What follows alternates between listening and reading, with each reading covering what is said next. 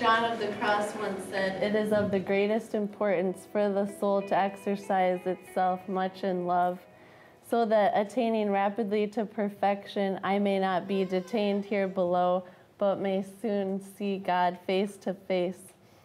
This idea of seeing God face to face, which in Christian tradition is referred to as the beatific vision, is the ultimate telos of the Christian life. You might be wondering what earthly relevance the beatific vision has. We've discussed this theological truth extensively in Brazos Fellows classes throughout the year. Because of this, I asked Hans Boersma, a visiting scholar from Regent College and a theologian, what can we do to prepare to see God face to face while we're still here on earth? He said we need to be preparing to die well. My next thought was, if we're going to die well, we need to learn how to live well. But what does it look like to live well? Last year around this time, based on how things were going, I felt like I had a pretty good idea of how not to live well. Thankfully, God wasn't finished with me yet. He's surprisingly patient and kind. Deciding to do the fellowship was difficult for me. My vision of Texas consisted of wide open fields, Walker Texas Ranger, George W. Bush, guns, and tacos. Not necessarily in that order. What's wrong with that?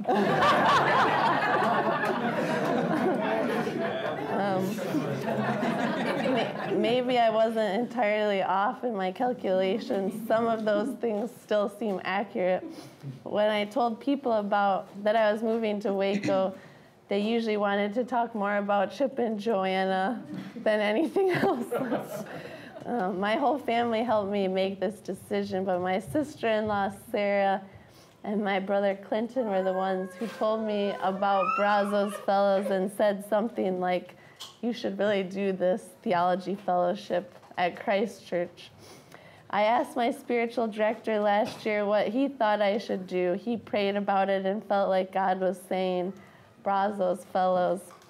He cited a few verses in spiritual direction, including Psalm 127:1, "Unless the Lord builds the house, those who build it labor in vain," and John 10:10, "The thief comes only to steal, kill, and destroy, but I came that they may have life and have it abundantly." Perhaps one of the most memorable meetings I had in Waco was when I met with Christine Pyle at Lula Jane's. We sat outside in the August heat to discuss Gerard Manley Hopkins' 46 Patience, Hard Thing. The hard thing but to pray. What stuck with me was how the poem unveiled discovering the beauty of God's character in how it ended. "And where is he who more and more distills delicious kindness? He is patient." So I left our meeting pondering that truth, the reality of who God is. He is patient because that's his character, and he's patient with me. I was slowly starting to see that God is both patient and loving, revealed to me through poetry, no less. My choice to study Christian hope in modern and contemporary poetry has helped me to see God's face in a tangible way through rhyme and verse. In a number of classes, we've discussed how Christ's humanity and divinity are reconciled in the Incarnation. Dr. Junius Johnson taught this in one of our classes, inspired me to write a poem about it. Mary Carr, my favorite poet, who's also a memoirist, wrote a poem entitled Descending Theology, the Garden, in her collection Sinner's Welcome, which portrays the fragility of Christ's humanity, which seems very appropriate for Lent. He wished with all his being to stay, but gave up bargaining at the sky. He knew it was all mercy anyhow, unearthed as breath.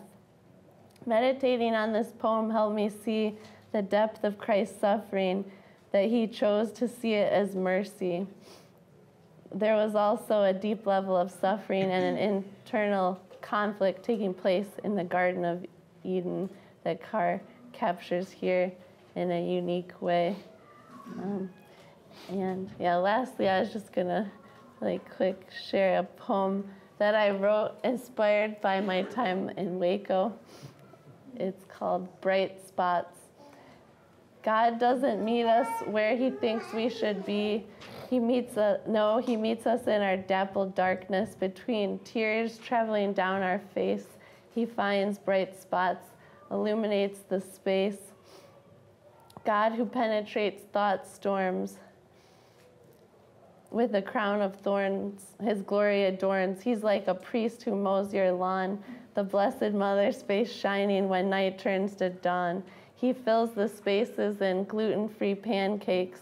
We eat and seek to make sense of the paradoxes we inhabit for God's sake. Thanks for listening.